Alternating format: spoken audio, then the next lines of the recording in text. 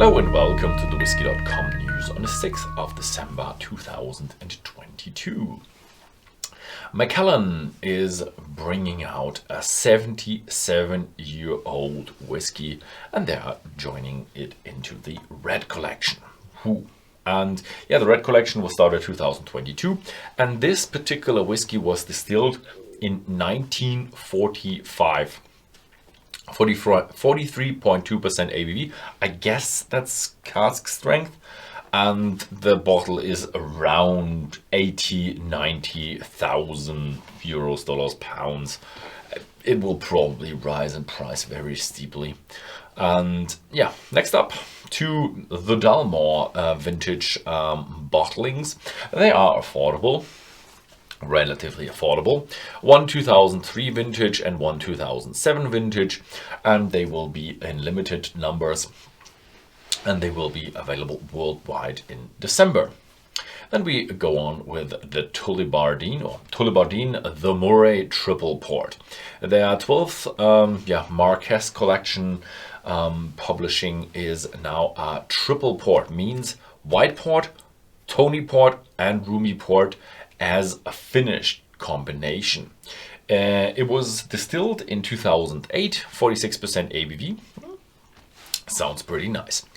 Then we have the Tamdhu Distillery with batch 2 of their Cigar malts. First fill Oloroso sherry casks, whole collection, whole maturation in there, just as we know it from Tamdhu, 53 point ABV, no coloring, no chill filtration, and I guess it's cask strength, but we don't have that information.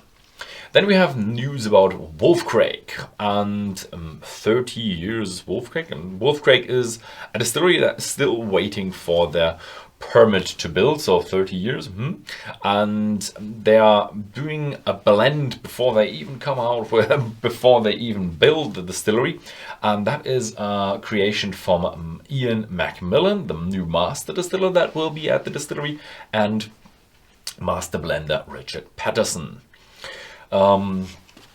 New blend will be a 30-year-old whiskey. February 23 will be launched to the market and will be available to Wolfpack members first and probably then the public as well.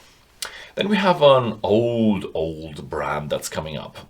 Donald Colville is rejuvenating the brand Dalintober with crowdfunding, and they want to bring out their first blended malt in cask strength. And Colville is descendant of the Dalintober distillery family that founded the distillery in 1832, and now he wants to at least bring back the brand with a crowdfunding campaign and want to be having that product readily available, like a permanent brand. Hopefully that works, and maybe he thinks about a distillery as well, but I don't think it's easy to get a distillery built in Campbelltown, and even like that particular distillery, maybe they do know where the distillery stood. And then we have another legal battle, this time from Ireland. It's Conor McGregor again, but this time it's not the number 12. I'm not quite sure if this number 12 thing is still going on. We haven't heard any verdict about that because I think it's just getting into legislation, so maybe he's safe with the number 12. But now he's getting sued by his own friend and colleague Artem Lobov, and he is suing him because he says the proper number 12 was his idea.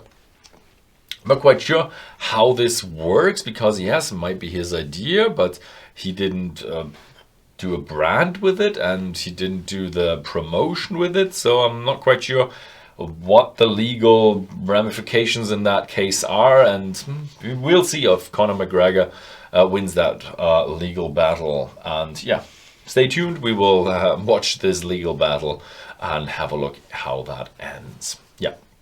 Then we have news from the United States. George Dickel is bringing out their 17 years reserves in time for Christmas and the holiday season. 6 years after the first one came out, now it's coming back 46% ABV, and yeah, unfortunately for everybody else, it's just coming to the United States. Yeah, hopefully it will reach the international markets as well, because that sounds like a really, really nice bottling. Yeah, and last but not least, we do have a little bit of an interview here, so stay tuned for the interview. So now we are having a little interview with Leon Webb, and you have been in the whiskey industry. You actually studied distilling and brewing 2015. You've been in the whiskey industry since then, and now you've taken over as the distillery manager at Tamnavulin. Thank you very much for having an interview with me. Thanks for having me, Ben. It's great to be here. Yeah, so first off, obvious question, how is the job so far? The job is fantastic. I moved over and started on the 1st of May. I moved over from Canada after spending 6 years there working with Canadian single malt whiskey. And this opportunity arose, and it was a chance to work at a much larger distillery and be responsible for the whole distillery and the operations and the team. And it's a place that's very dear to my heart because I grew up in Aviemore, which is just a 45-minute drive away. And Tamnavulin is in the Cairngorms National Park. So it's a beautiful area of the Highlands of Scotland. So it's good to be back home. So you just took a little bit of a detour and just came back home, and now you're back with what you know. That's right. Well, I made the fortuitous decision to marry a Canadian back in 2011.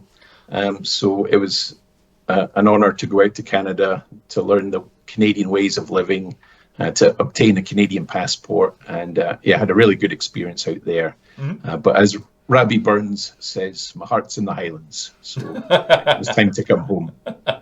Nice. So now that you are distillery manager, so what are your plans regarding the distillery? Is there anything new, any bottlings, any new finishes, or anything? What are you going to do? What's up? Yeah. My first priority when starting was to create a harmonious, fun working environment for everyone, to make sure everyone's enjoying their role. Very lucky here because it's a fantastic team. They're very passionate about the distillery. If you go into our mill room, you'll see it's absolutely immaculate. You know, they really care and take pride in the distillery here. So I'm blessed with a very good team that care a lot about the distillery and the area. So in the future, I would like to take Tamnavulin into the hearts of people around the world. It's a wonderful Speyside distillery built in 1966. It's a resurgent story. So we only started making single malt in 2016 again, or releasing single malts. Our range at the moment, it's a combination of sherry and wine finished whiskies. So the theme is really single malt double flavor at the moment. So we're doing a lot of cask finishing. All our expressions are currently non-age statements. So maybe in the future, we'll expand the range, take in more different types of cask flavor, and then maybe create more unique expressions as well in terms of age statements and different strengths, that kind of thing. But the growth story is phenomenal. We're one of the fastest growing single malts in the world. In fact, I think we're the fastest growing single malt in the top 20 largest single malt brands in Scotland at the moment. So it's fantastic. And we've just launched in America too. So we're going to be growing in North America. And I think the story is just going to continue to be very positive for Tamnavulin. Okay, so but you're still going to focus on this wood thing that you're going with right now. So this is going to be expanded. Yes, in collaboration with the blending team, we'll be looking at very different cask finishes, and maybe in the future we'll look at different types of wine from around the world, different types of sherry. Who knows? Maybe there'll be a virgin oak or something like that in the future. And there are a few experiments as well that were done when the distillery was restarted in 2007. So there is actually some heavily peated Tamnavulin out there too in the warehouses. So there's a few special things that I would like to bring to the world in the future, and hopefully we'll have a visitor centre reopened in the next 3 to 4 years. You'll see behind me the old mill building. Okay. This building was built in 1830, and Tamnavulin means mill on the hill in Scottish Gaelic. So it's a beautiful building that is perfect for a visitor centre. So hopefully one day we can open that up and then have maybe a live cask for people to sample from. Okay, and so you've just came from Canada, and as a single malt, which is not common, so I haven't tried that many single malts from Canada yet. So how is it to get back into the Scotch business? Is it like day and night, or is that like very similar? How is that? There's massive cultural difference between single malt in the New World and single malt in the Old World. In Canada, there is a great freedom of expression, a huge amount of innovation. It's a very young industry over there. It's only about 20 years old. So a lot of the young distilleries, they're finding their feet. But there's some great whiskies being made in Canada. Shelter Point, where I worked, we were very lucky. We had the best single malt and best single grain whiskies in Canada at the most recent Canadian Whisky Awards. So it's great to learn and to have that freedom just to try lots of different things. Returning to the old country, it's a lot more established, hundreds of years of history, and so much bigger scale. The amount of whiskey that we can make here and deliver to the world is really quite phenomenal. And we're also protected by the regulations of the Scotch Whisky Association, which means that the standard of Scotch whisky is maintained, and that quality is what people rely on. I've never thought about hearing that it's much bigger in Europe than it's in America. So I never thought about hearing that. Because usually everything is big in America. Yeah, it's usually the other way around, isn't it? I learned an interesting fact the other day about different energy consumption rates between various regions of the world. And America is definitely leads by a long way. You can tell by the size of their fridges. So thank you very much for all this information, and hopefully we will actually meet in person at some point of time. I'm really excited now to visit Tamnavulin. So thank you very much for the interview. It would be a pleasure, Ben, to show yourself and your father around Tamnavulin Distillery.